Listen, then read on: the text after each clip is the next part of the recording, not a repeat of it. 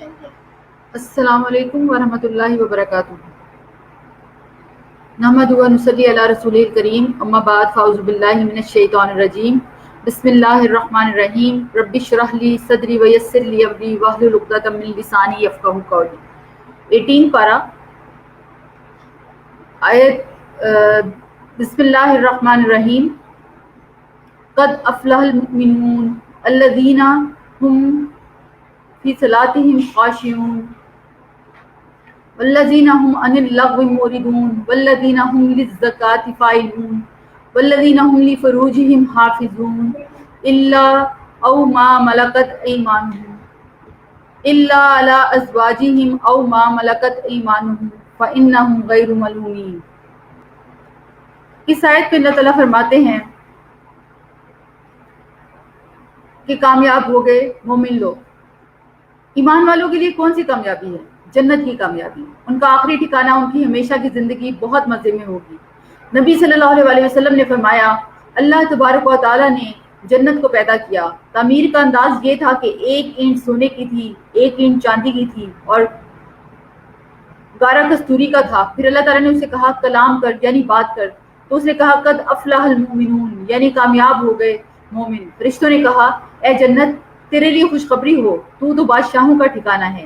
یعنی ایک شخص دنیا میں اگر انتہائی غربت اور قسم پرسی کے عالم میں بھی زندگی بسر کر رہا ہے، لیکن اس کے اندر ایمان ہے اور ایمان والوں کی خصوصیات ہیں، تو جنت اس کے لیے ہے اور جنت میں وہ بادشاہوں کی طرح رہے گا۔ یعنی اللہ تعالیٰ کے کامیاب لوگ کون ہیں، مومن کون ہیں جو جنت میں جائیں گے، اور کون ہیں یہ ایمان والے؟ یہ وہ لوگ ہیں جو اپنی نمازوں میں خشوع اختیار کرتے ہیں، عاجزی اختیار کرتے ہیں۔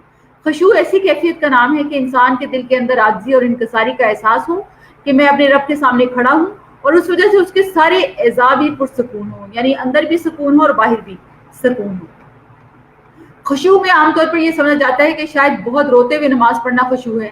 رونا ہی خشوع نہیں ہے، وہ بھی ایک پارٹ ہے، لیکن اصل چیز ہے دل کا حاضر ہونا، دل کا متوجہ ہونا اور آرگنز کا پرسکون ہونا۔ یعنی جلد نماز نہیں بلکہ ٹھہر کے ساتھ، اور آرگنز کا اپنی جگہ پہ رک کر دوسرے جو ترکیب ہے اس میں آگے اگلا ایکشن جب کرنا ہے تو پھر اس میں پورے اعضاء رکیں اور پھر اگلا۔ ایک چیز باطن سے تعلق رکھتی ہے اور ایک ظاہر سے۔ ظاہر میں انسان حرکت کثیر نہ کرے، یعنی چیزوں کو ایسے چھڑے نہ، بار بار چیزوں کو ادھر ادھر نہ کرے۔ بعض لوگ نماز میں روتے ہیں تو اپنے ساتھ ٹشو رکھ لیتے ہیں اور ہاتھ میں پکڑ کے نماز پڑھے ہوتے ہیں، یہ بھی خشوع کے خلاف ہے۔ اس طرح دو ہاتھوں سے حرکت نہ کریں، جیسے اگر کوئی چیز آپ کو مجبوراً اٹھانی پڑے یا رکھنی پڑے تو دونوں ہاتھ استعمال نہیں کرنے۔ یعنی اسلام نماز میں کم سے کم موومنٹ ہو، اس لیے اگر جیسے تراویح وغیرہ میں بھی قرآن پکڑ کے پڑھنے ہیں تو صرف لیفٹ میں پکڑ کر پڑھیں، لیکن دایاں ہاتھ جو ہے وہ سینے کے اوپر رکھا ہوا ہو۔ یہ نہ ہو کہ نماز کا وہ موومنٹ ہی ختم، یعنی وہ والی جو اس کی ایک صورت ہے، تصویر ہے، وہ ہی ختم ہو جائے۔ نماز خشوع کے بغیر ایسی ہے جیسے کہ روح کے بغیر۔ ایک شخص نماز پڑھ رہا تھا تو اپنی داڑھی کے ساتھ کھیل رہا تھا، تو نبی صلی اللہ علیہ وسلم نے فرمایا کہ اس شخص پہ خشوع نہیں ہے، یعنی اگر خشوع ہوتا تو یہ نماز میں داڑھی کو نہ پکڑتا۔ تو اس لیے نماز میں کم موومنٹ نہیں کرنی چاہیے، یعنی اللہ ماشاء اللہ۔ دل کا خشوع یہ ہے کہ انسان اللہ کی طرف متوجہ ہو۔ ہاتھ پاؤں کا خشوع یہ ہے کہ انسان اپنی حرکتوں کو کم کرے۔ جو شخص خشوع سے نماز پڑھتا ہے اس سے اللہ کا وعدہ ہے کہ اللہ تعالیٰ اس کی بخشش فرمائے گا، اور جو ایسا نہیں کرے گا اس کے لیے کوئی وعدہ نہیں ہے، اگر چاہے تو بخش دے، اگر چاہے تو عذاب دے۔ خشوع جنت کو واجب کرنے والا عمل ہے۔ رسول اللہ صلی اللہ علیہ وسلم نے فرمایا جو شخص اچھی طرح وضو کرے پھر خشوع اور خضوع کے ساتھ متوجہ ہو کر 2 رکعت نماز ادا کرے تو اس کے لیے جنت واجب ہو گئی۔ یعنی اگرچہ بہت مشکل کام ہے، لیکن جو اس کے کرنے میں کامیاب ہو جائیں وہ پھر کامیاب ہی کامیاب ہیں۔ نماز کا اجر خشوع کے حساب سے ہی ملتا ہے۔ رسول اللہ صلی اللہ علیہ وسلم نے فرمایا بے شک بندہ نماز پڑھتا ہے اور ہر آدمی کا اجر مختلف ہوتا ہے، اس کے لیے اس کی نماز کا 10واں حصہ، 9واں حصہ، 8واں حصہ، 7واں حصہ، 6ٹھا حصہ، 5واں حصہ، 4تھا حصہ، تہائی حصہ یا آدھا حصہ لکھا جاتا ہے۔ یعنی جتنا پرسنٹ خشوع ہوگا اتنا پرسنٹ ہی اس کا اجر لکھا جائے گا۔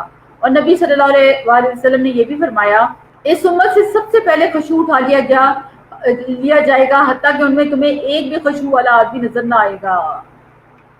تو اس لیے کرنا کیا چاہیے کہ انسان کو نماز کی طرف آنے سے پہلے پورے دھیان سے، کنسنٹریشن سے، یعنی اس کی جو نیت ہے نماز کے لیے آنے کی، وہ اطمینان کے ساتھ اللہ کے حضور حاضر ہو۔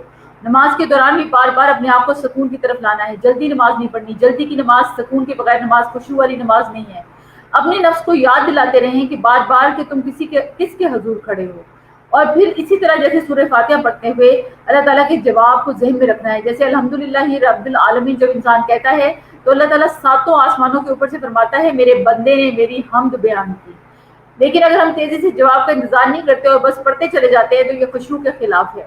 جب انسان الرحمن الرحیم کہتا ہے تو اللہ تعالیٰ فرماتا ہے میرے بندے نے میری ثنا کی. جب تم کہتے ہو مالک یوم الدین تو اللہ فرماتا ہے میرے بندے نے میری بزرگی بیان کی. کیا تم نہیں جانتے کہ جب تم کہتے ہو کہ ایاک نعبد و ایاک نستعین تو اللہ تعالیٰ فرماتا ہے کہ میرے اور میرے بندے کے درمیان آدھا آدھا ہے. کیا تم نہیں جانتے کہ جب بندہ اہدنا الصراط المستقیم کہتا ہے تو اللہ تعالیٰ فرماتے ہیں کہ یہ میرے بندے کے لیے ہے, میں نے اسے دے دیا جو اس نے مانگا. یعنی جب یہ دعا قبول ہوتی ہے جب ہم آرام سے نماز ادا کرتے ہیں. یعنی اہدنا الصراط المستقیم کے کچھ لوگ یہ بھی کہتے ہیں کہ جب اہدنا الصراط المستقیم اللہ سے مانگے تو ساتھ جو دعا ہو دل میں وہ بھی مانگے تو اللہ تعالیٰ وہ دعا قبول فرما لیتے ہیں. بہرحال انسان جب اپنے آپ کو عاجز کرتے ہیں تو اللہ کے حضور ہو کر وہ وہاں پر پھر بادشاہ بن جائے. اللہ تعالیٰ جنت میں ان کو بادشاہوں کی طرح رکھیں گے. اور اس وقت دنیا کی چیزوں کو بار بار مت سوچے, خیالات کو نہ آنے دیں, ان کو اپنے اگر وہ آتے ہیں تو ان کو دھتکاریں. یاد رکھیں نماز میں خشوع تب ہی آتا ہے جب انسان عام زندگی میں بےہودہ باتوں سے بچتا ہے. یعنی نماز سے پہلے کی جو کیفیت ہوتی ہے وہ نماز میں ریفلیکٹ ہوتی ہے. اگر نماز سے پہلے غصے کی حالت میں تھے, کسی کو ڈانٹ رہے تھے, تو نماز پڑھتے وقت کبھی بھی خشوع ایک دم سے نہیں آ جائے گا. اس کے لیے ضروری ہے کہ انسان اللہ کی طرف راغب ہونے کے لیے اپنے آپ کو اور خصوصاً اپنی زبان کو ایسی بےہودہ گوئی سے بچائے. لغو وہ چیز ہوتی ہے جس کا کوئی فائدہ نہیں ہوتا. جو شخص لفظ سے بچتا ہے پھر وہ حرام سے بچتا ہے اور وہ پھر اس سے اللہ تعالیٰ پھر اسے بڑے بڑے گناہوں سے بھی بچاتے ہیں. نبی صلی اللہ علیہ وسلم کا ذکر کثرت سے کیا کرتے تھے, یعنی اللہ تعالیٰ کا ذکر کثرت سے کرتے تھے, یعنی گفتگو نہیں کرتے تھے, نماز لمبی پڑھتے, خطبہ مختصر دیتے. اور اسلام کا حسن بھی یہی ہے کہ انسان بے فائدہ چیزوں کو چھوڑ دے. حدیث میں آتا ہے کہ ایک نماز کے بعد دوسری نماز کے درمیان کوئی لغو کام نہ کیا جائے تو یہ علیین میں اندراج کا باعث ہے. یعنی انسان کے نامہ اعمال اللہ تعالیٰ بلندی پر رکھیں گے.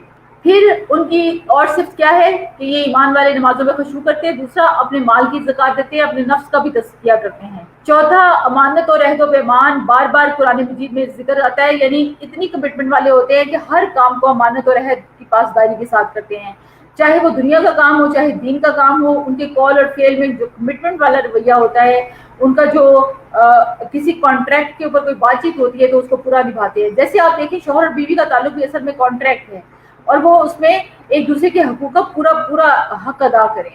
تو یہ امانت ادا کرنے والے مومنوں کی نشانیاں ہیں. پھر اگلی علامت ان کی کیا ہے کہ وہ نمازوں کی حفاظت کرنے والے ہیں, یعنی ان کو وقت کے اوپر ان کی شرائط کے مطابق ادا کرتے ہیں. اور آپ دیکھیں پہلے بھی نماز کی بات ہوئی خاشعون اور پھر بات ہوئی حافظون, یعنی نمازوں کو بے خشوع بھی اختیار کرتے ہیں اور پھر نمازوں کی حفاظت بھی کرتے ہیں. رسول اللہ صلی اللہ علیہ وسلم نے فرمایا 5 باتیں ہیں جو ان کو ایمان کے ساتھ بجا لایا جنت میں داخل ہوگا. جس نے 5 نمازوں کی, ان کے وضو, رکوع, سجود اور اوقات کے ساتھ حفاظت کی, تو پھر رمضان کے روزے رکھے, بیت اللہ کا حج کیا, زیادہ راہ کی طاقت اگر ہو تو, اور خوش دلی کے ساتھ زکات دی, تو ایسا شخص پھر جنت کا وارث ہوگا. یہ ہے جنتی کی صفات. واجبی صفات نہیں, جنت الفردوس میں داخل ہونے کے لیے لازمی صفات ہیں. یہ چوائس کی بات نہیں ہے, آپشن نہیں ہے, آپ چاہے تو کر لیں چاہے تو نہ کریں. یہ ہمارے اندر لازمی ہونی چاہیے. جنت صرف مستحب کاموں سے نہیں حاصل ہوتی, بلکہ ہم اپنی پسند کے کام پک اینڈ چوز پر نہیں کریں گے, بلکہ ان سارے فرائض کو پورے دل کے ساتھ ادا کرنے سے جنت ملے گی. اور پھر اس میں انسان کی ذاتی حیا بھی آ جاتی ہے, اور اللہ کے سامنے جو حیا کرے گا, اپنا تزکیہ کرے گا, تو وہ شخص تو کامیاب ہوگا. اور پھر اللہ تعالیٰ یہ بھی فرماتے ہیں وَلَقَدْ خَلَقْنَا الْإِنسَانَ مِنْ سُلَالَةٍ مِنْ طِينٍ, اور بلا شبہ یقیناً پیدا کیا ہم نے انسان کو خلاصے سے مٹی کے.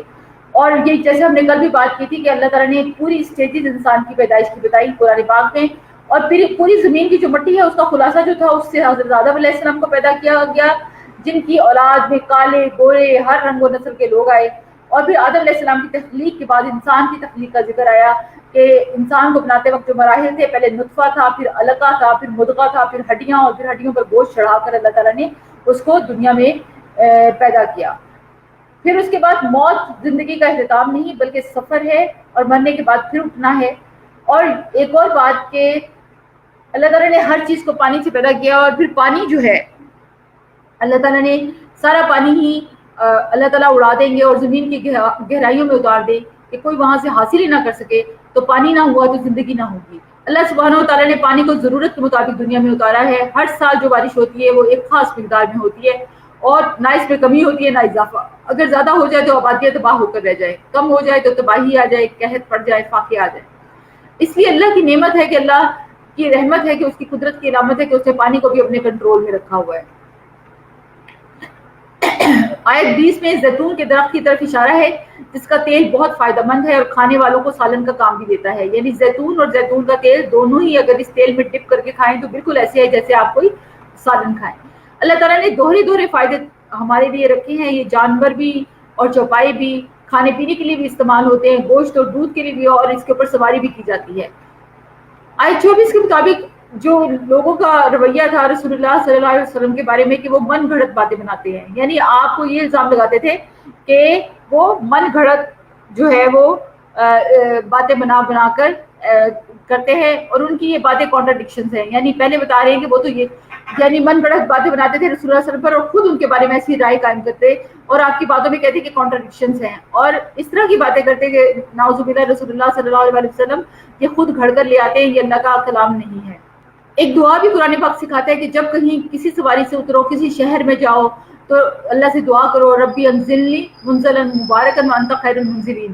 اور یہ دعائیں پڑھنے سے اترنے والی جگہ بھی برکت والی ہو جاتی ہے اور وہ جو فاصلہ طے کرتا ہے بندہ اور سفر کرتا ہے وہ سب بھی برکت والا ہو جاتا ہے. آج کے دور میں اگر دیکھا جائے، میں یہ بات اس لیے بھی کرنا چاہ رہی تھی کہ جیسے کہ آپ دیکھیں جب کوئی بیمار ہوتا ہے تو وہ کیا کرتا ہے، وہ ڈاکٹر کے پاس جاتا ہے. ڈاکٹر جو رائے دیتا ہے، مشورہ دیتا ہے، اس کے مطابق وہ عمل کرتا ہے. اور آج تو کنسلٹینسی کے لیے ہر جگہ پر لوگ موجود ہیں اور وہ اپنا مشورہ دینے کے پیسے لیتے ہیں، فیس لیتے ہیں. لیکن جب ہم کسی اللہ کی بات سننے، اتھینٹک بات یا اللہ کے علم والے لوگوں کے پاس جانے کا، یعنی وہ چیزیں ہمیں ساری فضول لگتی ہیں کہ اس کی کیا ضرورت ہے، ہمیں تو سب کچھ پتہ ہے. حالانکہ دنیا کے معاملے میں ہم چھوٹی چھوٹی باتوں میں مشورہ کرتے ہیں. یہ جو قرآن پاک میں اللہ تعالیٰ کہتے ہیں نا اہل علم اور اہل ذکر سے پوچھو، یہ ضروری ہے. اگر خود نہیں علم ہے تو اتھینٹک جگہوں سے جہاں آپ کو پتہ ہے کہ علم والے لوگ اتھینٹک جواب دیتے ہیں اور بات بتاتے ہیں علماء سے، وہ اپنی مشورہ کرنا ضروری ہے. اور پھر یہ کہ آخرت پر یقین رکھو کیونکہ آخرت لازمی اور یقینی امر ہے اور اس میں کسی قسم کے اچنبے کی بات نہیں ہے. اور جس انسان کو آخرت پر یقین آ جاتا ہے اس کی زندگی اللہ کی رضا کے کاموں میں خرچ ہونا شروع ہو جاتی ہے. اور جب انسان اپنے عمل کو صرف خواہشات پر مبنی رکھتا ہے، آخرت پر اس کا یقین نہیں ہوتا، تو وہ ہر اپنے غلط کام کو بھی جسٹیفائی کرتا رہتا ہے. پھر اللہ تعالیٰ نے اس صورت میں اجمالی طور پر رسولوں کا ذکر بھی کیا اور رسولوں کے پیغامات جو انہوں نے اللہ کے بندوں کو دیے، توحید کی طرف بلایا، اس کا ذکر بھی آیا. رزق حلال پر بہت زیادہ سٹریس دیا جاتا ہے کہ رزق حلال نیک کاموں میں مددگار ہے. جب انسان کا کھانا حلال ہوتا ہے تو اس کی عبادت میں بھی خشوع آتا ہے. جب انسان کھانے پینے میں اسراف برتتا ہے، غلط چیزیں کھاتا ہے، تو اس کی صحت بھی متاثر ہوتی ہے. رسول اللہ صلی اللہ علیہ وسلم نے فرمایا اگر تم میں 4 خصائل پائے جاتے ہیں تو تمہیں دنیا کے کسی فائدے سے محرومی کا کوئی افسوس نہیں ہونا چاہیے. امانت کی حفاظت، سچی بات، حسن فطرت اور رزق کی پاکیزگی. یعنی اگر رزق پاک ہو تو پھر تم فکر نہ کرو، بہت بڑا مارکا ہے، بہت بڑی تم نے ایک چیز اکمپلش کر لی ہے اور بہت بڑے امتحان میں کامیاب ہو گئے ہو. کیونکہ انسان اپنی کمائی کا ایک بڑا حصہ کھانے پر استعمال کرتا ہے. لباس تو سال میں ایک دفعہ بنتا ہے، یہاں اس طرح باقی کوئی چیزیں، لیکن کھانا پینا روز کا کام ہے اور سب سے زیادہ خرچہ بھی کھانے پینے پر ہی ہوتا ہے. صحابہ کرام ہر ممکن حد تک حرام چیز سے بچتے تھے. نبی صلی اللہ علیہ وسلم بعض اوقات کھانے کی تحقیق کرتے تھے کہ یہ کہاں سے آیا ہے. یعنی کھانے کی چیزوں کے معاملے میں پک اینڈ چوز نہیں بلکہ پوری تسلی کے ساتھ جو ہے نا وہ معاملہ کرنا چاہیے. اور پھر نیکیاں جتنی بھی کر لیں اللہ سے ڈرتے رہیں. نیک اعمال کرنے کے باوجود بھی ان کی قبولیت کا ڈر ہونا چاہیے. کیونکہ جب ہم اللہ کے پاس جائیں گے، ابھی تو ہم بڑے خوش ہیں کہ ہم نمازیں پڑھ رہے ہیں، روزے رکھ رہے ہیں، صدقہ خیرات کر رہے ہیں، افطار بھی کر رہے ہیں، کرا بھی رہے ہیں، صدقہ جاریہ کے کام بھی، تو بس اب تو ہماری نجات ہو جائے گی. لیکن جو حقیقی مومن ہوتے ہیں وہ یہ سارے کام کر کے بھی اللہ سے ڈرتے ہیں کہ اللہ اس کو قبول کر لینا، کہیں اس میں ریاکاری نہ آ جائے، کہیں اس میں مال کی حرام کی ملاوٹ نہ ہو جائے، کبھی ایسا نہ ہوا ہو کہ ہم نے کسی کو تانا دے دیا ہو، اذیت دی ہو، کبھی احسان کر کے جتا نہ دیا ہو. تو پھر وہ ہر کام کرنے کے بعد بھی ڈرتے رہتے ہیں کہ اللہ تعالیٰ ہماری غلطیوں کو معاف فرمائیے. اور جب ہم اللہ تعالیٰ کی خوشی کے مطابق وہ کام ہو جائے اور اللہ اس کو قبول کرے تو پھر آپ بتائیں کیا مقام ہوگا. اللہ تعالیٰ تو کائنات کا بادشاہ ہے، اس کے لیے کتنے سٹینڈرڈ کا کام کرنا چاہیے، کس معیار کا کام کرنا چاہیے، اس پہ ذرا غور کریں. نمازوں کو دیکھیں اور اپنے باقی اعمال کو بھی، اور پھر یہ دیکھیں کہ ہم کس طرح سے اللہ کی شان سربلندی کے مطابق کام کرتے ہیں یا پھر اپنے مطابق کرتے ہیں. مطلب اپنا پوری ایفرٹ لگانی چاہیے کسی بھی نیکی کے کام کو خیر سے کرنے کے لیے. جب انسان نیک کام کر کے کبھی تکبر کا شکار نہ ہو تو اصل میں پھر وہ اللہ کے ہاں کامیاب ہوتا ہے.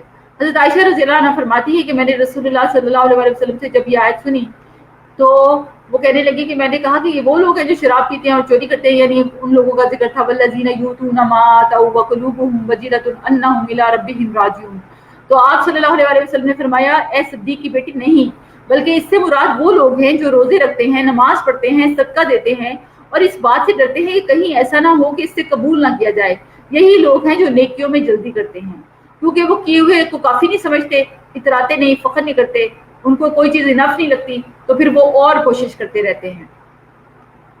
وہ یہ نہیں دیکھتے رہتے کہ کون کون نہیں کر رہا، وہ یہ دیکھتے ہیں کہ کون کتنا کر رہا ہے، مجھے اس سے بھی زیادہ کرنا ہے. یعنی حق کے ساتھ ساری باتیں کھول کر بیان کرنا اور اللہ کی اس نیکیوں کے کاموں میں تیزی کرنا اور جلدی کرنا، یہ ان کا مزاج ہوتا ہے.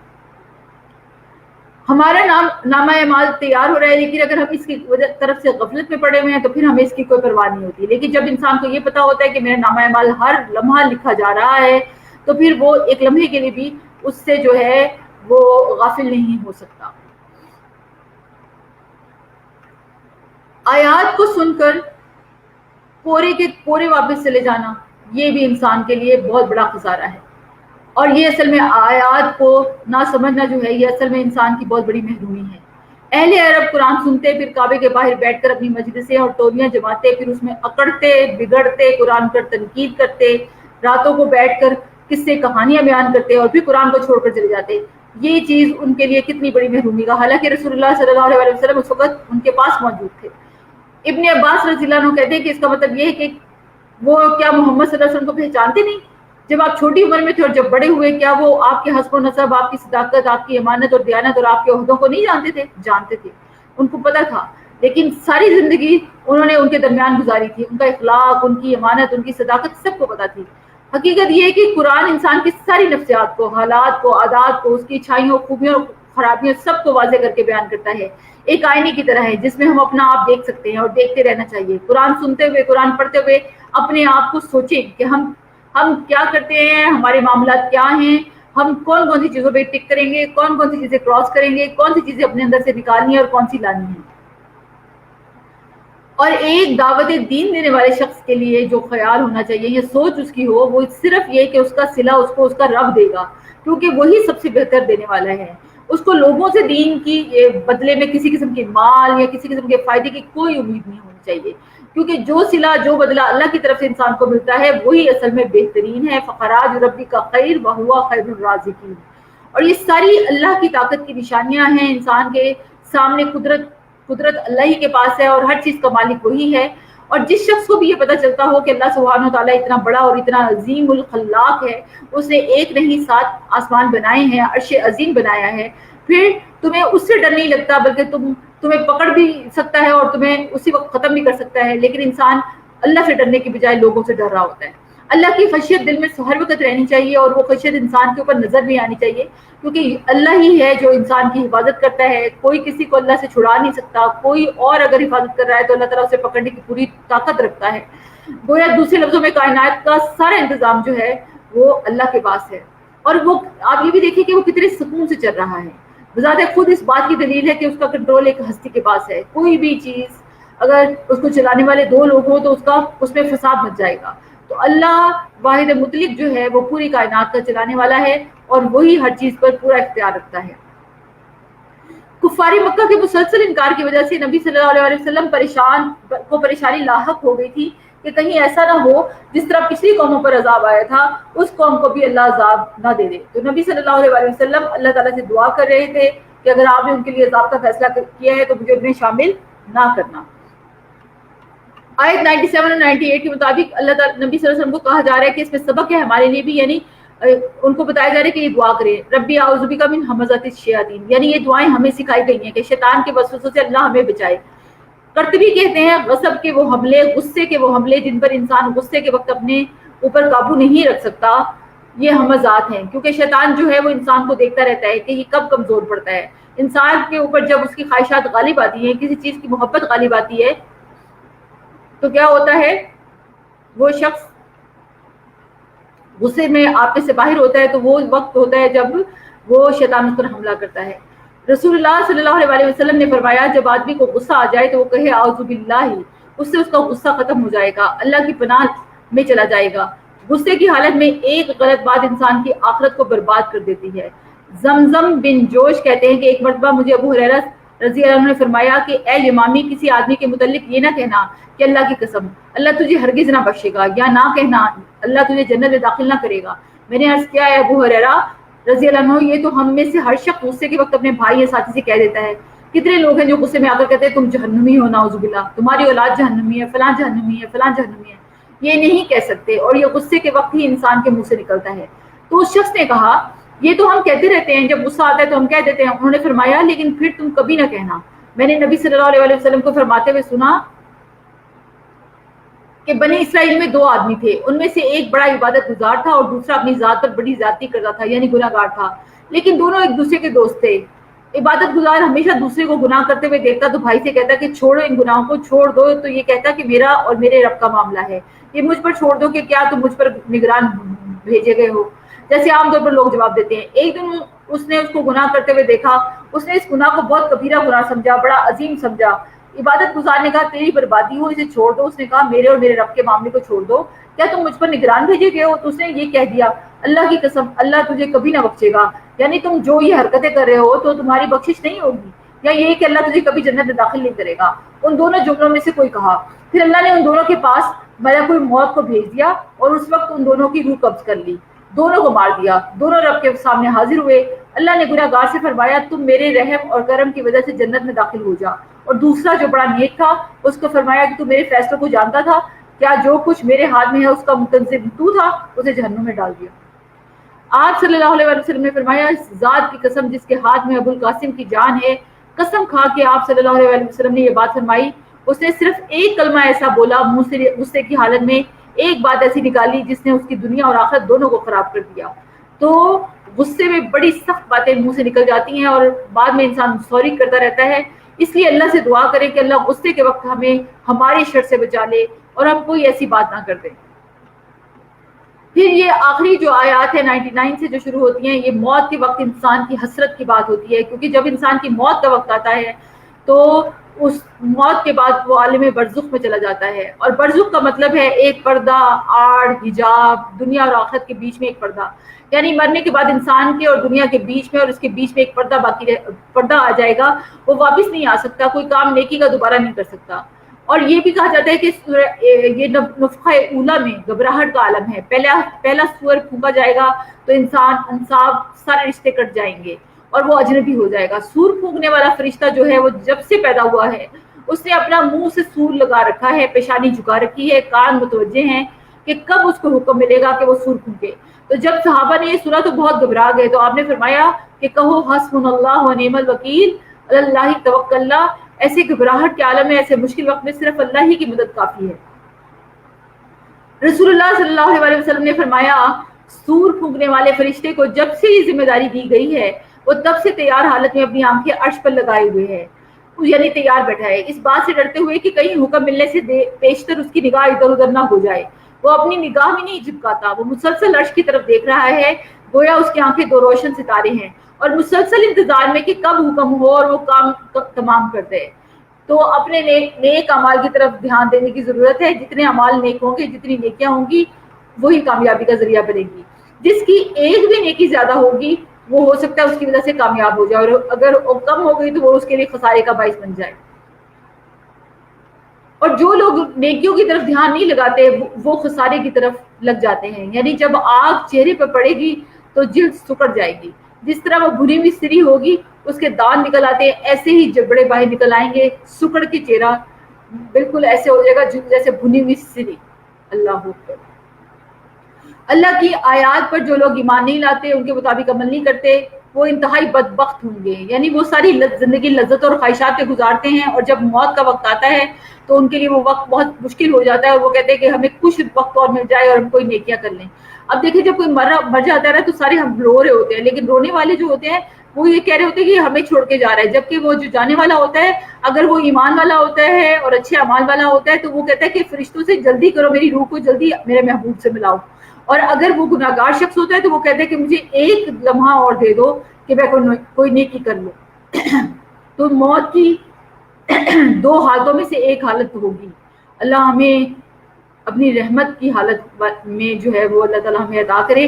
اللہ کی طرف رجوع کرنے والوں اور دعائیں کرنے والوں کا مذاق جو لوگ کرتے ہیں، یعنی اللہ والوں کا مذاق، نیک لوگوں پر ہنستے ہیں، مذاق اڑاتے ہیں، اللہ کو بھول جاتے ہیں، دین کے شاعر کا مذاق اڑاتے ہیں، یہ بہت بڑا جرم ہے جس پر انسان کے لیے جہنم کی ہمیشگی کی سزا بتائی گئی ہے.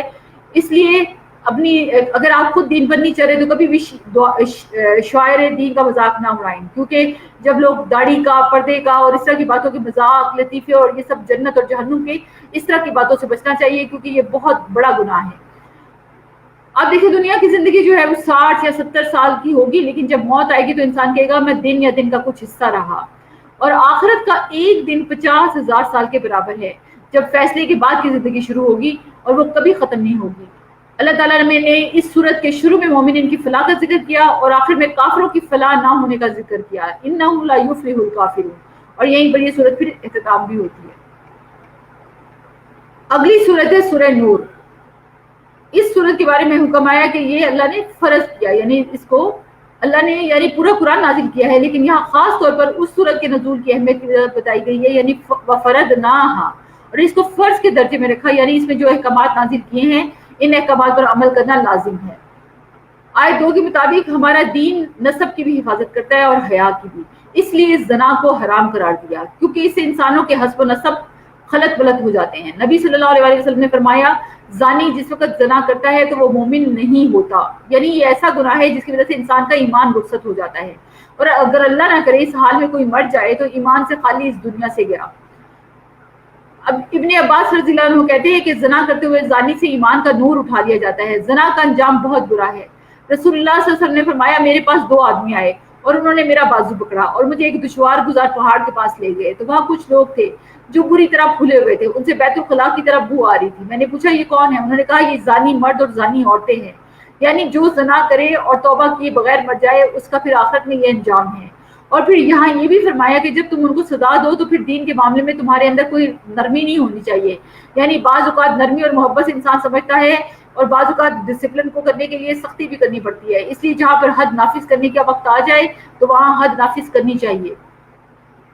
رسول اللہ صلی اللہ علیہ وسلم نے فرمایا زمین پر ایک حد جاری کرنا زمین والوں کے لیے 40 دن کی بارش سے بہتر ہے، یعنی جب پتہ چل جائے کہ لڑکا یا لڑکی نے زنا کیا ہے اور وہ اس عادت بد کا شکار ہے تو پھر ایسا رشتہ بھی کبھی نہیں کرنا چاہیے اگر کسی کے بارے میں پتہ چل گیا ہے، کیونکہ اس کے بارے میں یہ بھی آتا ہے کہ جن 2 لڑکا لڑکی نے زنا کیا اور بعد میں وہ کہ ہم شادی کر لیتے ہیں تو یہ شادی بھی جائز نہیں ہے، کیونکہ اگر انہوں نے سچی توبہ کر لی، اللہ کے ہاں مقبول توبہ ہوگی، انہوں نے گناہ چھوڑ دیا تو پھر تو کوئی چانس ہو سکتا ہے، لیکن ورنہ زانی مرد اور زانی عورت کی شادی بھی نہیں ہونی چاہیے. ظاہر ہے وہ اپنے گناہوں سے اگر باز نہیں آئے تو یہ چیزیں تو آگے نسلوں میں پھر اور بھی ٹرانسفر ہوتی جائیں گی. اور اسی طرح زنا کے الزام پر بھی بہت بڑا جرم ہے، جھوٹی گواہی دینا، پھر خاص طور پر پاک دامن ایمان والی بھولی بھالی عورتوں پر زنا کی تہمت لگانا، یہ بہت بڑا گناہ ہے. رسول اللہ صلی اللہ علیہ وسلم نے فرمایا جس شخص نے کسی مومن کے بارے میں کوئی ایسی بات کہی جو اس میں نہیں اور اس بات سے اس کو بدنام کیا تو اللہ اسے جہنمیوں کی پیٹ پہ ڈالے گا، وہ اس بات کا مستحق رہے گا یہاں تک کہ وہ اپنی بات سے باز آ جائے. نبی صلی اللہ علیہ وسلم نے فرمایا بے شک سب سے بڑا سود یہ ہے کہ انسان ناحق کسی مسلمان کی عزت سے کھیلے، اور تہمت لگانے والوں کو قیامت کے دن بھی کوڑے پڑیں گے، یعنی اگر دنیا میں وہ بچ بھی گئے تو اللہ تعالیٰ قیامت کے دن ان کو یہ سزا ضرور دیں گے. اس لیے کسی کے بارے میں بھی ایسی بات نہیں سننی چاہیے اور ایسی باتوں سے پوری طرح سے اوائڈ کرنا چاہیے. عورت کا معاملہ بہت نازک ہوتا ہے، اس لیے یہاں پر اللہ تعالیٰ نے زیادہ ذکر جو عورت کا کیا، ورنہ مرد کے اوپر بھی الزام درست نہیں. پھر یہ بھی کہ خوشخبری ہے کہ بڑے سے بڑے گناہ بھی معاف ہو جاتے ہیں، یہ اللہ کا بہت بڑا احسان ہے، کیونکہ جب انسان سچی توبہ کرتا ہے اور گناہوں سے بچتا ہے اور شرمندہ ہوتا ہے اور آئندہ نہ کرنے کا ارادہ کرتا ہے تو اللہ تعالیٰ گناہوں کو معاف بھی کر دیتے ہیں. اور پھر وہ جو اگر وہ الزام لگائے گا تو اس کو 4 مرد لانے کی بجائے یعنی اگر وہ 4 گواہیاں نہیں لا سکتا تو پھر اس کو 4 دفعہ قسم اللہ کی کھانی پڑے گی، اور اگر وہ کسی پر الزام لگاتا ہے. اصل میں ان آیات کا ایک پس منظر یہ بھی ہے کہ یہ واقع اس کی طرف اشارہ کرتی ہیں آیت 11 سے لے کر آگے تک کہ نبی صلی اللہ علیہ وسلم ایک غزوے پر تشریف لے گئے جس میں حضرت عائشہ رضی اللہ عنہا آپ کے ساتھ تھی. حضرت عائشہ رضی اللہ عنہا نے اپنی بہن سے ایک ہار ادھار لے کر زیب و زینت کے لیے پہنا ہوا تھا. تو اس سے پتہ چلا کہ سفر میں بھی خواتین یعنی اس سے پتہ چلتا ہے کہ زیورات لے کے جا سکتی ہیں. بہرحال وہاں سے جب وہ واپس آ رہے تھے تو ایک جگہ لشکر نے پڑاؤ ڈالا. حضرت عائشہ رضی اللہ عنہا جو تھی وہ رفع حاجت کے لیے اپنے اونٹ سے اتری, اور جب وہ رفع حاجت کرنے گئی تو انہوں نے دیکھا کہ ان کا ہار گم ہو گیا. تو وہ اس کو ڈھونڈتے ڈھونڈتے جب واپس پہنچی تو اتنے میں لشکر کوچ کر چکا تھا. اب وہ جس جگہ تھی وہی بیٹھی رہی. تو حضرت صفوان بن معطل رضی اللہ عنہ جو تھے ان کی ڈیوٹی تھی کہ قافلے کے پیچھے چھوٹی ہوئی چیزوں کو لے کے آنا. انہوں نے دیکھا کہ حضرت عائشہ جو تھی وہاں بیٹھی ہیں, کیونکہ پردے کے احکام نازل ہونے سے پہلے وہ ان کو دیکھ چکے تھے.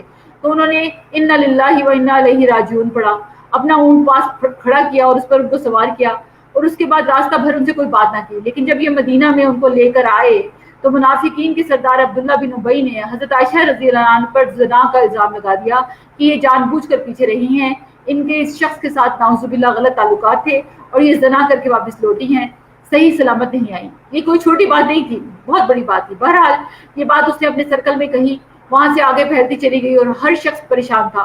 1 مہینے تک وہی نازل نہیں ہوئی اور مدینہ کی جو فضا تھی وہ بہت ٹینس ہو گئی. اس کے بعد اللہ سبحانہ تعالیٰ نے حضرت عائشہ رضی اللہ عنہا کی صفائی میں برات میں یہ آیات نازل کی. یعنی منافقین کا ٹولہ جن کے پھیر میں چند مخلص مسلمان بھی آگے تھے. اور آپ دیکھیے کہ اس سارے جو ایشو سے اللہ کے نبی صلی اللہ علیہ وسلم کتنی تکلیف سے گزرے. حضرت عائشہ رضی اللہ عنہا ان کے والدین مخلص مسلمان تھے, لیکن سب کو انتہائی مشکل کا سامنا کرنا پڑا. سبحان اللہ. تو اس سے چھوٹی چھوٹی تکلیفیں اگر انسان میں آ بھی جائے نا تو ہمیشہ یہ کہنا چاہیے کہ اس میں کوئی نہ کوئی خیر ہوگا, اور یہ فیملی بھی یہی کہہ رہی تھی کہ اس لرننگ اور ایکسپیرینس میں ضرور کوئی خیر ہوگا. اور اس واقعے کے بارے میں یہی کہا جا رہا ہے کہ اس میں خیر ہے. حضرت عائشہ رضی اللہ عنہا کے بارے میں پھر آیات نازل ہوئی, آیات باقاعدہ نازل ہوئی جو قیامت تک پڑھی جاتی رہیں گی. اللہ تعالیٰ نے ان کو پھر اتنی عزت بخشی اور بہتان لگنے کی وجہ سے ان کا ثواب اور بھی بڑھ گیا. اس میں عام مومنوں کے لیے بھی بڑی نصیحت ہے کہ یہ کہ بہتان لگانے والوں پر حد بھی جاری ہونی چاہیے, قانون نافذ ہونا چاہیے. اور ایک دفعہ یہ ذکر کیا تو اتنا 2 دفعہ یا 10 دفعہ یعنی کہ پروپیگیٹ نہیں کرنا چاہیے برائی کو. یعنی منافقین کا طریقہ تو یہی تھا.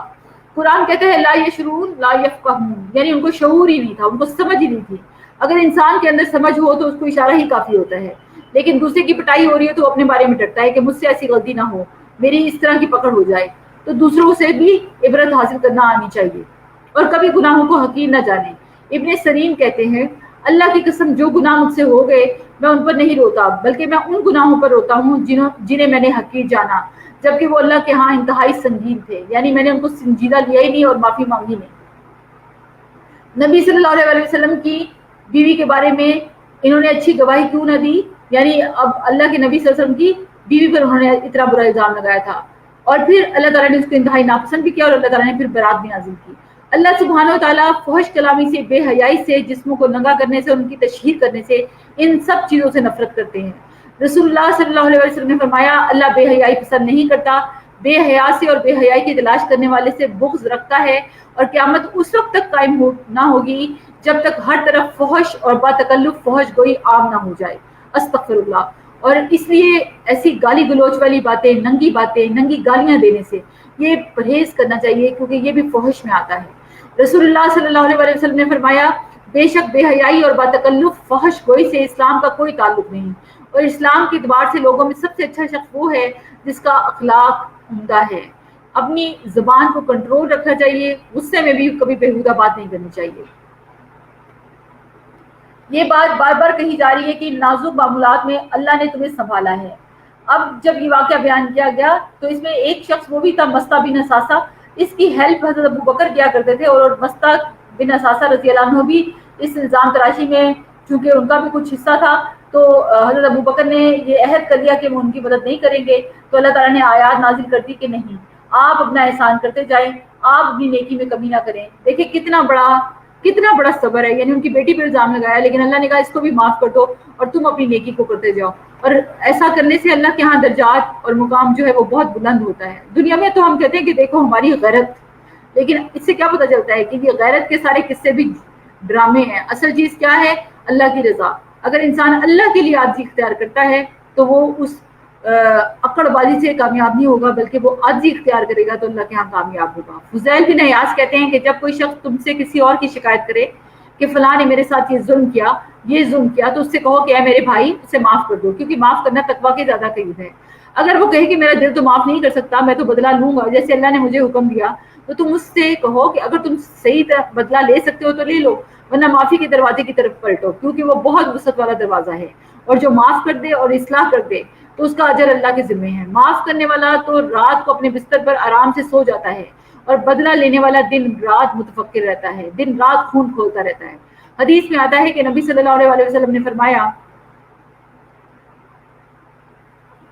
سبحان اللہ، یعنی درگزر کیا کرو، اللہ تعالیٰ تمہیں عزت بخشے گا۔ سبحان اللہ، کتنی بڑی خوشخبری ہے معاف کرنے والے کے لیے، یعنی اگر ہم عزت چاہتے ہیں تو ہم معاف کر دیں، تو اللہ کے لیے تواضع اختیار کرنا اس میں بڑی بلندی ہے۔ نبی صلی اللہ علیہ وسلم نے فرمایا جو بندہ کسی کے ظلم کو معاف کرے گا، اللہ تعالیٰ قیامت کے دن اس کی عزت بڑھا دیں گے۔ اور پھر اللہ تعالیٰ نے جو منع کیا تھا وہی بات کہ بے حیائی کے کاموں سے اور زنا وغیرہ ایسے تعلقات سے کوئی واسطہ نہیں ہونا چاہیے۔ اسی لیے حدیث میں آتا ہے کہ آنکھ بھی زنا کرتی ہے، کان بھی زنا کرتے ہیں، دل بھی، اور آخر میں شرمگاہ اس کی تصدیق کرتی ہے۔ یعنی اس طرح کے سارے دروازے جو زنا کی طرف لے کے جاتے ہیں اسلام ان کو بند کرتا ہے۔ خبیث باتیں خبیث لوگوں کو زیب دیتی ہیں۔ اب یہ جو واقعہ ہوا تھا، یہ واقعہ سبب بنا اس صورت کے نازل ہونے کا، ان آیات کے نازل ہونے کا، اور مسلمانوں کو معاشرتی زندگی کے سارے آداب سکھائے گئے۔ اور یہاں پر خاص طور پر یہ جو آیت نمبر 27 ہے سورہ نور کی، اس میں اللہ تعالیٰ نے جو فرمایا ہے کہ گھروں میں داخل ہونے کے سارے اصول و ضوابط جو ہیں وہ اللہ تعالیٰ نے یہاں پر پوری طرح سے بیان کر دیے کہ گھروں میں داخل نہیں ہونا، اور اگر ہونا ہے تو کس طریقے سے ہونا ہے۔ لا تدخلوا بیوتا غیر بیوتکم حتی تستأنسوا تسلموا علی اہلھا، یعنی آداب کیا ہیں؟ گھر میں داخل ہونے کے سلام کرنا، اجازت لینا، دستک دینا، مناسب وقت پر جانا، اطلاع کر کے جانا۔ اجازت نہ لینے کے نقصانات کیا ہیں؟ دوسروں کے سکون کو متاثر کرنا، میزبان کا وقت ضائع کرنا، میزبان کو نامناسب حلیے میں دیکھنے کا موقع مل جانا، میزبان کی ناگواری کا باعث بننا، اور یہ ساری چیزیں انسان کے تعلقات میں بگاڑ بھی بنتی ہیں۔ مہمان نوازی بھی نہیں ہوگی جب ایک دم سے امیڈیٹلی چلے جائیں گے، میزبان کے کسی ضروری کام میں مداخلت ہو سکتی ہے، میزبان کے وقار بھی کمی کا باعث ہو سکتی ہے، اور بن بلائے مہمان کا میزبان پر بوجھ۔ یہ ساری چیزیں جو ہے بتاتی ہیں کہ کبھی بھی گھروں میں جانے کے لیے بھی پورے ایٹیکیٹس ہیں۔ اور تستانسوا میں مطلب یہ کہ بیل دینا اور پھر یہ بتانا کہ میں ہوں، یعنی یہ نہیں کہ صرف فون کا استعمال، لیکن جب گھر گئے تو پھر بیل دے کر انٹر ہوئے۔ اکیلے گھر میں مت جانا ورنہ کوئی چوری کی تہمت نہ لگا دے، یعنی اگر کوئی مصروف ہے اور تمہیں اس وقت اٹینڈ نہیں کر سکتا اور تم اجازت اور اطلاع کے بغیر چلے گئے ہو تو پھر قصور تمہارا ہے۔ اگر اجازت نہیں ملتی تو اندر نہ جائیں بلکہ واپس لوٹ جائیں۔ لیکن اگر کوئی گھر خالی ہے اور کرائے پر دینا ہے اور آپ پتہ کرنے گئے ہیں تو آپ داخل ہو سکتے ہیں۔ اب یہاں پر آیت نمبر 30 آ گئی، اپنی آنکھ یعنی نیچی رکھو، یعنی آنکھ دل کا دروازہ ہے۔ یہ بھی بہت اہم آیت ہے، قُل لِّلْمُؤْمِنِينَ يَغُضُّوا مِنْ أَبْصَارِهِمْ۔ آنکھ یعنی فتنے کا ایک بہت بڑا دروازہ ہے، دل کا دروازہ ہے۔ آنکھ کے فتنے سے بچنے کی کوشش کرنی چاہیے، نظروں پر مواخذہ، اچانک نظر پڑنے پر نظر پھیر لینی چاہیے، یعنی نظر روکی ہوئی نہ رہے۔ نبی صلی اللہ علیہ وسلم نے فرمایا مجھے اپنی طرف سے 6 چیزوں کی ضمانت دو، میں تمہیں جنت کی ضمانت دیتا ہوں۔ بات کرو تو سچ بولو، وعدہ کرو تو پورا کرو، جب تمہیں امانت دی جائے تو امانت کا حق ادا کرو، اپنی شرمگاہوں کی حفاظت کرو، اپنی نظروں کو جھکا کر رکھو اور اپنے ہاتھ روک لو، یعنی شرمگاہوں کی حفاظت اور نظروں کو جھکا کر رکھو۔ اور یہ بات بھی جو ہے وہ انتہائی اہم ہے۔ اچھا، ایک آیت ایک متبرجات منافقات میں آتا ہے، رسول اللہ صلی اللہ علیہ وسلم نے فرمایا تمہاری بدترین عورتیں وہ ہیں جو زینت کا اظہار کرنے والی ہیں، تکبر سے چلنے والی ہیں، ایسی عورتیں منافق ہیں، ان میں سے کوئی بھی جنت میں داخل نہیں ہوگی مگر سرخ چونچ اور سرخ پیر والے کوے کی طرح، یعنی بہت ہی کم، بہت ہی ریئر ایسا ہو سکتا ہے کہ کوئی جائے۔ اور عورتوں کو خاص طور پہ مطلب مردوں اور عورتوں دونوں کو ہی حیا کا حکم ہے۔ جو چیز اصل میں آنکھ سے دل میں چلی جاتی ہے بعض اوقات دل میں بیٹھ جاتی ہے، تو آنکھ کے فتنے سے بچنے کی کوشش کرنی چاہیے، ایسی چیزوں پر نگاہ نہیں ڈالنی چاہیے، نگاہوں کو نیچا رکھنا چاہیے۔ یہ مردوں کے لیے بھی ہے، عورتوں کے لیے بھی یہی حکم ہے جو انسان کو زنا کی طرف لے جاتی ہیں۔ نبی صلی اللہ علیہ وسلم نے فرمایا ابن آدم پر اس کے زنا سے حصہ لکھ دیا گیا جو وہ لا محالہ اسے ملے گا، پس آنکھوں کا زنا دیکھنا ہے، اور اس میں سامنے بھی کسی کو دیکھنا، تصویریں بھی ننگی دیکھنا، پون سائٹس دیکھنا، یہ ساری چیزیں اس میں شامل ہیں۔ یہ ایمان کے منافی عمل ہے۔ نبی صلی اللہ علیہ وسلم نے فرمایا اے علی نظر کے پیچھے نظر مت لگاؤ، یعنی ایک چیز دیکھی اٹریکشن ہوئی پھر دوبارہ نہ دیکھو، کیونکہ پہلی تمہارے لیے معاف ہے لیکن دوسری معاف نہیں ہے. اچانک نظر پڑے تو نظر پھیر لینی چاہیے.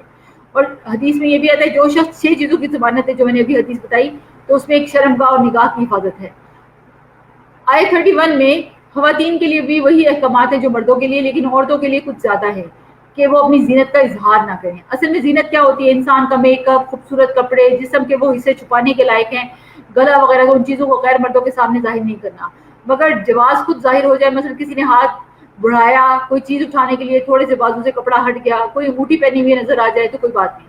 لیکن افسوس یہ ہے کہ بعض لوگ اسکارف پہن بھی لیتے ہیں تو وہ گلے میں لپیٹ لیتے ہیں اور سینہ ننگا ہو رہا ہوتا ہے، بعض اوقات پورا ننگا ہوتا ہے اور بعض اوقات آدھا. تو یہ پھر زینت کے خلاف ہے، یعنی اس طرح کا پردہ نہیں ہے، یہ اس کو پردہ نہیں کہتے، یعنی حجاب نہیں ہے. اگر اسکارف لیتے ہیں تو سینے کو ضرور کور کریں، کیونکہ چاہے آپ نے عبایا پہنا ہوا ہے تو بھی اوپر سے ایک کپڑا ایسا ہو جو سینے کو کور کر رہا ہو. کیونکہ خمار کہتے ہیں سر کے کپڑے کو، یعنی سر کا کپڑا اس طرح پہنے کہ وہ سینے تک آئے. اپنا بناؤ سنگھار ظاہر نہ کریں اور غیر مردوں کو نہ دکھاتے پھریں. عورتیں اپنی زینت اور خوبصورتی غیر مردوں کے سامنے کبھی ظاہر نہ کریں، یعنی عورتیں پاؤں میں بھی بجنے والے زیور نہ پہنیں، مارکیٹ وغیرہ جائیں تو زمین پر پاؤں مار مار کر نہ چلیں. یعنی ان ساری چیزوں سے عورتوں کو بچنا چاہیے. اس سارے احکامات کو ماننے کے بعد بھی توبہ کرتے رہو، کیونکہ پھر بھی انسان کمزور ہے، غلطیاں ہو جاتی ہیں. لیکن ہم میں سے تو بہت سے لوگ اس گناہ کو گناہ ہی نہیں سمجھتے، تو توبہ کیسے کریں گے؟ نہ یہ گناہ سمجھتے ہیں کہ ہم اپنے آپ کو چھپا نہیں رہے، کور نہیں کر رہے، پردہ نہیں کر رہے، اور پھر سو جسٹیفیکیشن دیتے ہیں کہ ہماری نیت نہیں تھی، ہمارا معاملہ نہیں تھا. اللہ کو تو سب پتہ ہے. میں نے جب قرآن پاک کی یہ آیت پڑھی تھی نا، جب کہ صحابہ کرام اور امہات المومنین جن میں کبھی نکاح بھی نہیں ہو سکتا تھا وہ بھی آپس میں حجاب کے اندر بات کریں، تو پھر باقی ہم سب کیا رہ گئے؟ ہمارے اندر کیا ان کے برابر یا ان سے زیادہ تقویٰ ہو سکتا ہے؟ بڑی دفعہ لوگ سوال پوچھ رہے ہوتے ہیں نا. لیکن یہ جو آیت آتی ہے نا، جب امہات المومنین کو اللہ نے کہا کہ تم اور صحابہ کرام سے بھی جب بات کرو تو حجاب کے اندر سے، تو ان کا تقویٰ تو ہمارے تقویٰ سے کتنا آگے ہے. لیکن پھر ہم لوگ کیسے ان فطروں سے بچ سکیں گے اگر ان احکامات پر عمل نہ کریں؟ رسول اللہ صلی اللہ علیہ وسلم نے فرمایا تمہاری بدترین وہ عورتیں وہ ہیں جو زینت کا اظہار کرنے والی ہیں. نبی صلی اللہ علیہ وسلم دن میں 70 سے 100 بار استغفار کرتے تھے، حالانکہ آپ کے اگلے پچھلے سارے گناہ معاف کر دیے گئے. آپ معصوم الخطا تھے، لیکن اس کے باوجود آپ صلی اللہ علیہ وسلم کا طریقہ کہ آپ اللہ سے معافیاں اور مغفرتیں مانگتے رہتے.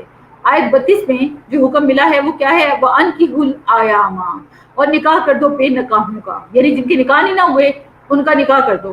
رشتہ ملنے پر نکاح میں ذرا تاخیر نہیں کرنی چاہیے. نکاح رزق کی کشادگی کا باعث بھی ہے. نکاح کرنے والے کے لیے اللہ کی مدد آتی ہے. خوب سے خوب تر کی تلاش زمین میں فساد پھیلانے کا سبب بن رہی ہے. آج کل شادیاں کتنی ڈیفیکلٹ کر دی ہیں.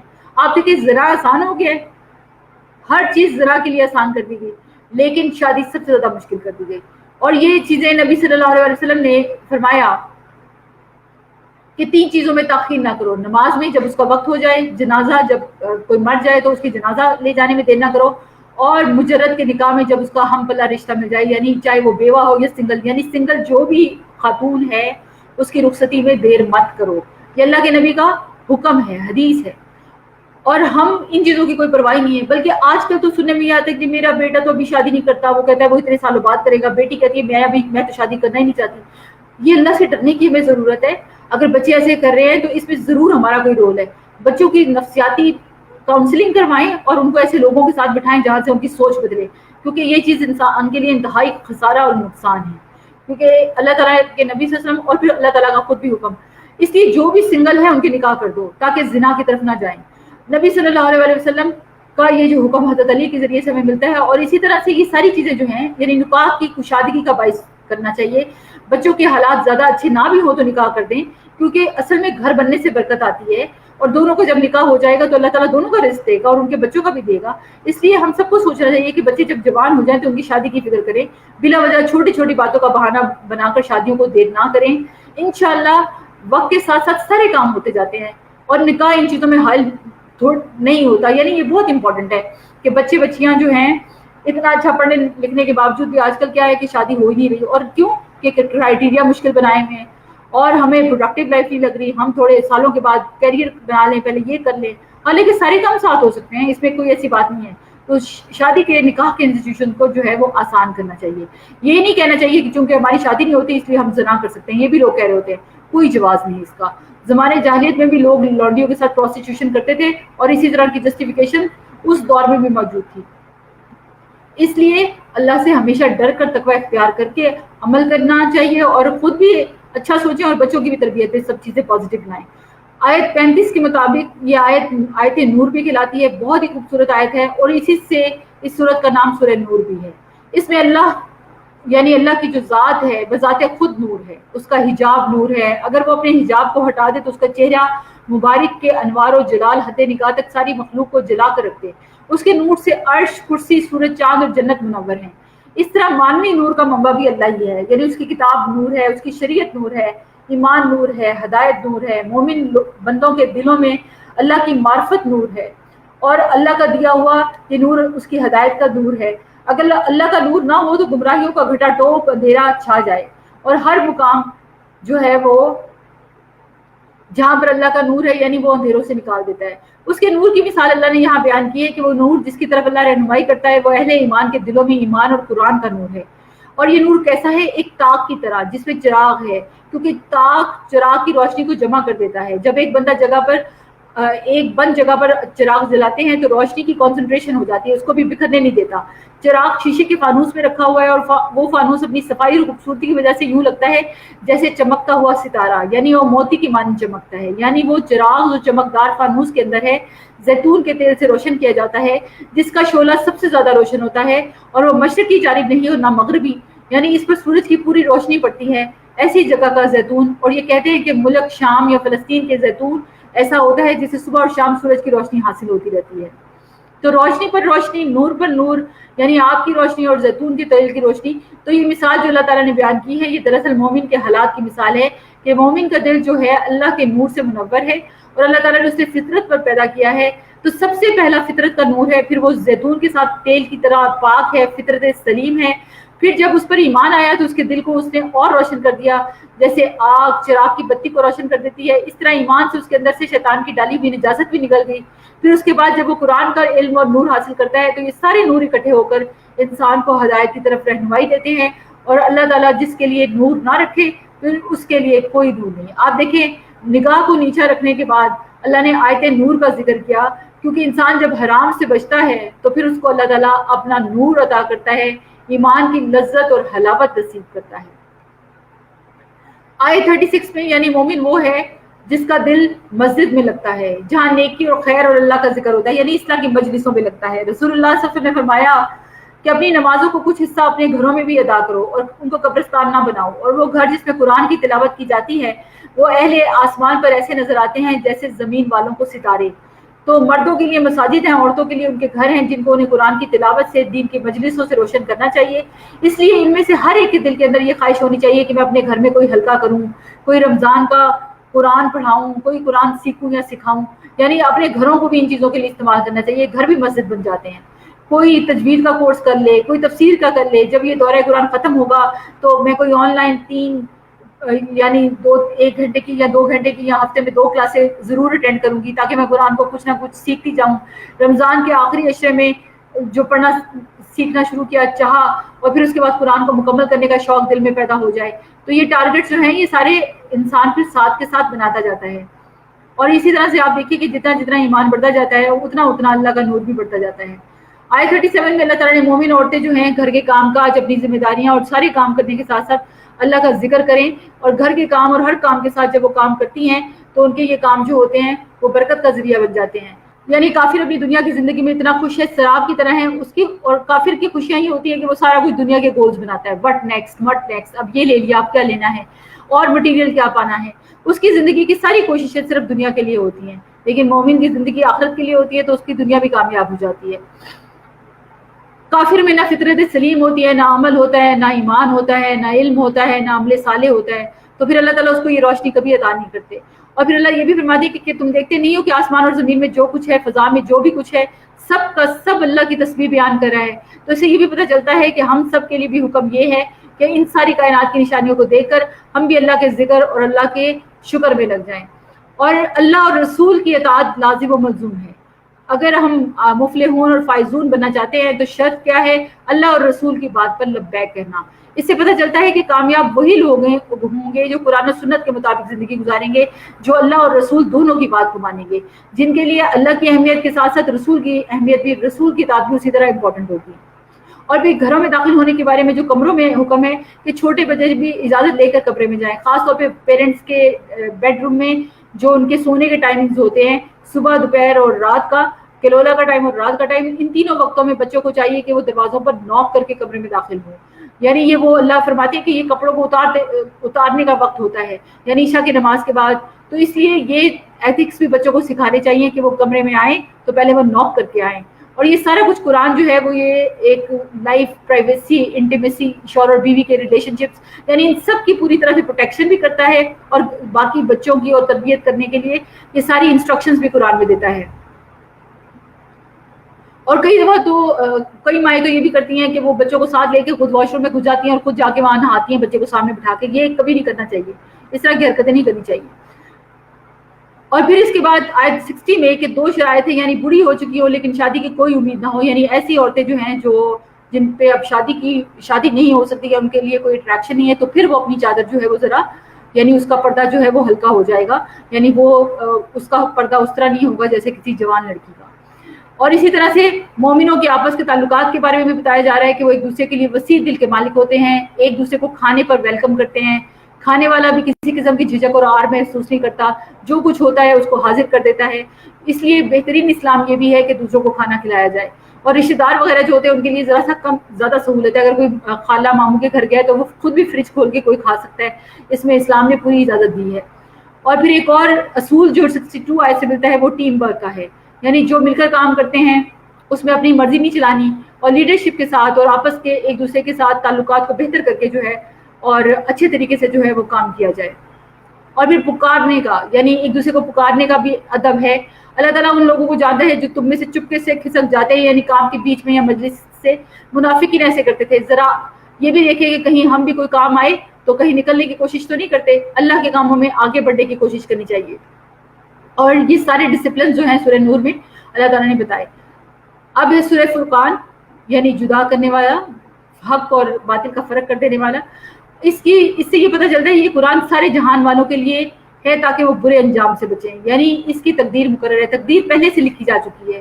رسول اللہ صلی اللہ علیہ وسلم نے فرمایا اللہ نے آسمان اور زمین کی تخلیق سے 50,000 سال پہلے مخلوقات کی تقدیریں لکھ دی، اور فرمایا اللہ کا عرش پانی پر ہے۔ رسول اللہ صلی اللہ علیہ وسلم نے یہ بھی فرمایا اللہ تعالیٰ ہر بندے کی تخلیق میں 5 چیزیں لکھ چکا ہے، اس کی عمر، اس کا رزق، اس کا عمل، وہ خوش بخت ہوگا یا بد نصیب ہوگا، اور کوئی چیز تقدیر پر سبقت نہیں لے جا سکتی، اس میں کچھ اضافہ اور کمی نہیں ہوتی۔ تو اس لیے صرف یہ چیز ہے کہ جو چیز کر سکتی ہے، بدل سکتی ہے، تو وہ دعا ہے۔ اللہ تعالیٰ سے اللہ کے یعنی حضرت عمر دعا کیا کرتے کہ اللہ اگر آپ نے مجھے بد نصیبوں میں لکھا ہے تو آپ مجھے خوش بختوں میں لکھ دیں، اور مجھے جہنم میں داخل نہ کرنا، مجھے جنت میں داخل کرنا۔ اور کافروں کا یہ معاملہ تھا کہ وہ ہر وقت قرآن کو گھڑا ہوا ہی کہتے رہتے تھے اور اس طرح کے الزامات لگاتے رہتے تھے، اور پیغمبروں کا کام یہ تھا کہ وہ بہت عاجزی اختیار کرنے والے تھے اور کوئی کام بھی ایسا نہیں کرتے تھے جو کہ ان کے مرتبے کے خلاف ہو۔